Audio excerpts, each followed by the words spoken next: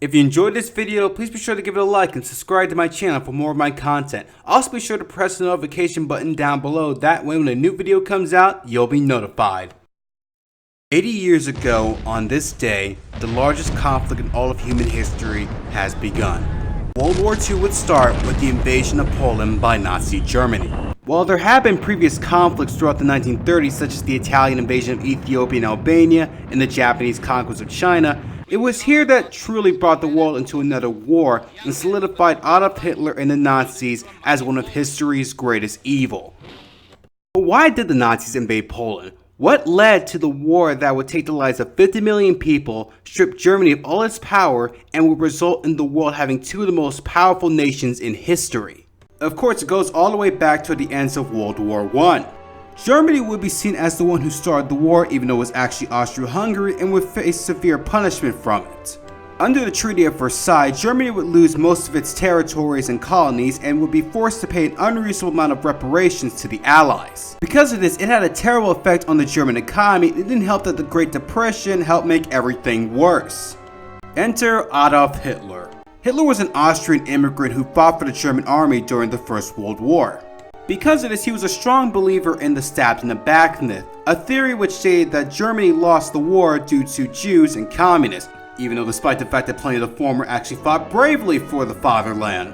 After the war, Hitler would join a small right-wing group called the German Workers' Party. He would quickly rise through the ranks to become its leader and rename it the National Socialist German Workers' Party, better known as the Nazi Party.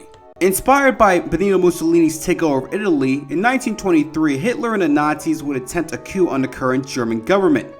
And it was put down easily. And for his actions, Hitler was arrested and charged with treason.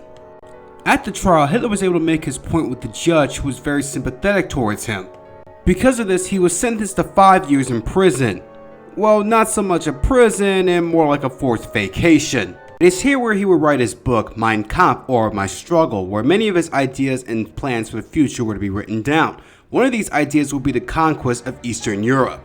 In December 1924, Hitler was released from prison, only serving 9 months of his 5-year sentence. Throughout the late 1920s and early 1930s, Hitler would give speeches demonizing Jews and communists and claiming that he would help bring Germany back to its former glory. To make Germany great again. Oh man, I am going to trigger a lot of people with that one. Screw him, I don't care. In January 1933, after so many attempts, Adolf Hitler would be elected as Chancellor of Germany. A month later, the Reichstag, the German parliament building, would be set on fire.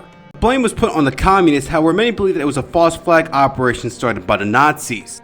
In the next couple of months, the Nazis would make laws making them the only political party in Germany. The only obstacle left was German President Paul von Hindenburg, who would die in August 1934 due to old age.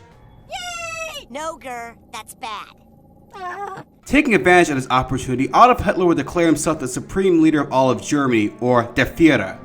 First, the Nazis would send their political opponents to concentration camps. Then Hitler would eliminate his rivals inside the party, which led to the Night of the Long Knives incident. In 1935, the Nazis would enact the Nuremberg Laws, which made Jews second-class citizens and stripped away most of their rights. And the fourth thing the Nazis would do is to rearm Germany. Under the Treaty of Versailles, Germany's military was meant to be non-existent. It was supposed to have no navy, no air force, and an army limited to 100,000 troops. So the Nazis would rebuild in secret and do several test runs throughout the late 1930s. In March 1936, Germany would retake the Rhineland, which was a German region that was occupied by France after World War I. In 1937, Germany would send troops and supplies to fight in the Spanish Civil War in order to help the right-wing Spanish nationalists. Here, the German Air Force would bomb the city of Guernica, which was an inspiration for the painting by Pablo Picasso. In April 1938, Germany would annex Hitler's home country of Austria and made it part of Germany. While shocked, Britain and France sort of let this go. However, when Hitler showed interest in Czechoslovakia, now known as modern-day Czech Republic of Slovakia, that's when the Western Allies realized they had a problem. There was a small region in Czechoslovakia called the Sudetenland, which had a majority of Germans living there. Hitler wanted them to be part of Germany. However, the Czechs were willing to go to war for it. Not wanting another war, Britain and France tried to find a solution. So British Prime Minister Neville Chamberlain met with Hitler to discuss terms. Hitler claimed that it was the last territory he wanted.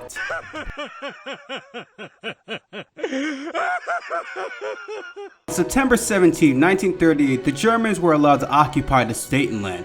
By the way, the Czechs had no say on this decision.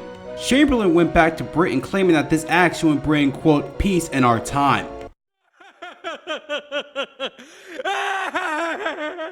Did you see that jerk? Overall, Germany is satisfied, the Nazis reign around a totalitarian yet peaceful. They invade the rest of Czechoslovakia 6 months later. Now the Western Allies realize that they screwed up and learn that Germany cannot be trusted, as Hitler sets his sights east for Poland. Speaking of which, let's talk about Poland. When most historians are talking about the invasion of Poland, they tend to overlook the country itself, so let's talk about what was happening there. Polish history is rather confusing, with it sometimes being an independent nation and sometimes not. What was Poland was originally part of the German, Russian, and Austro-Hungarian empires. However, since those three nations lost the First World War, they were split up and made modern-day Poland. One of the first things Poland would do after its independence is fight a war with the Soviet Union in order to keep its territory. The Polish government originally started off as a democracy, however, a military coup in 1926 led to it becoming a dictatorship. In 1934, Poland would sign a non-aggression pact with Nazi Germany. Well, that sure worked out well. One of the main problems that Poland had was there was plenty of ethnic tensions. While the Poles were the main majority, many of these ethnic groups were leftovers from the aforementioned empires from earlier. These would include Russians, Ukrainians, Hungarians, Jews, and Germans. Because of this, Nazis would find their excuse to invade Poland. In April 1939, Hitler wanted the free city of Danzig. For those that don't know, Danzig, which is now the modern-day Polish city of Gdańsk, was a semi-autonomous city that was split from Germany in order to get Poland away to the Baltic Sea. As you can see, Danzig was majority German and Hitler wanted it. However, the Western Allies said no. This time they weren't going to let Germany take what they want. Furious by this statement, Hitler decided to plan for the invasion of Poland. While Britain and France promised to go to war over Poland, there was one big obstacle that was standing in Hitler's way. And that was the Soviet Union. See, Hitler hated the Soviet Union for it had three things he hated the most: Jews, communists, and Slavs, as he saw all of them as subhuman and felt like they needed to be eradicated from the face of the earth. However, Hitler wasn't ready for a war with the Russians just yet, so in August 1939, the world was shocked when Nazi Germany and the Communist Soviet Union signed a non-aggression pact with each other. With the Soviet Union out of their way, the Nazis knew it was time to strike. On August 31st, 1939, a couple of German soldiers would disguise themselves as Polish troops and attack a German outpost. Hitler got his excuse. On the next day, on September 1st, 1939, Germany would invade Poland. The Poles were caught off guard. They were outnumbered and outgunned. German Air Force would crush the Polish Air Force as they stood no chance, all while many Polish cities, including the capital of Warsaw, were bombed to the ground. Meanwhile, the German army kept on advancing. Despite the Polish army having up to 1 million men, they were no match for the Germans. The Poles would retreat and hope to regroup in order to have a counterattack. Unfortunately for the Poles, they would not get that chance, as the German army came faster than they expected. The Germans would incorporate a new strategy called Blitzkrieg, or Lightning War, in which they would constantly attack their opponents in one quick strike.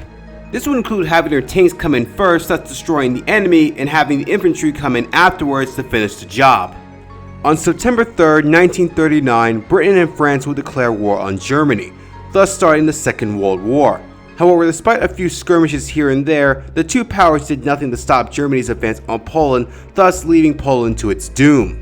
However, things were about to get worse for the Poles. On September 17, 1939, the Soviet Union would invade Poland, honoring their pact with the Germans. Fun fact, the USSR also signed a non-aggression pact with Poland. The Polish army has already taken a beating from the Germans, and having the Russians come in from the east just added more insult to injury. Because of this, the Poles were forced to fight a two-front war. However, despite how hard and bravely the Polish army fought, in the end it all ended in failure.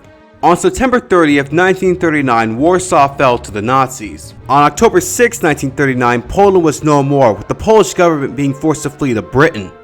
Poland would be divided among Germany and the Soviet Union, thus Poland would experience some really dark times. The Nazis would enact policies of extermination onto the Poles, with many Polish Jews being sent to the Warsaw ghettos and later to concentration camps, with many of the most infamous death camps such as Belzec, Treblinka, and Auschwitz all being in Poland. Non-Jewish Poles weren't safe as well. Many of them would also be sent to the camps, as well as Polish culture and language being suppressed, with the Nazis having the idea of settling Germans into Poland, and even would kidnap quote-unquote Aryan-looking Polish babies and have them be adopted by German families. The Soviet Union would enact similar policies in their part of Poland, though more in favor for Russians, with one of the more infamous massacres being of several Polish officers who were killed by the Soviet secret police. However, Polish resistance fighters still fought the Germans, and there would be a free Polish army who would fight for the British. However, what of Hitler? What happens to him in Nazi Germany afterwards? Well, most of you know the story, but I'll give you a brief rundown. Basically conquers Scandinavia, conquers Belgium and Luxembourg, conquers France, conquers the Balkans and Greece, and pretty much Hitler's on top of the world. Until he makes two stupid mistakes. One, he betrays the Soviet Union and invades it. Let this be a lesson, kids, don't make deals with Nazis. And two, after Japan bombs Pearl Harbor, Germany declares war on the US. And the next thing you know, the Allies invade Normandy and the Soviets are in Berlin, where he shoots himself in his rundown bunker. As for Poland, it is liberated, well, more like conquered by the Soviet Union, where it would be a communist puppet state until 1989. Jeez, this country could not catch a break. So that was the invasion of Poland, an incident that started a chain reaction and started the most devastating war in human history.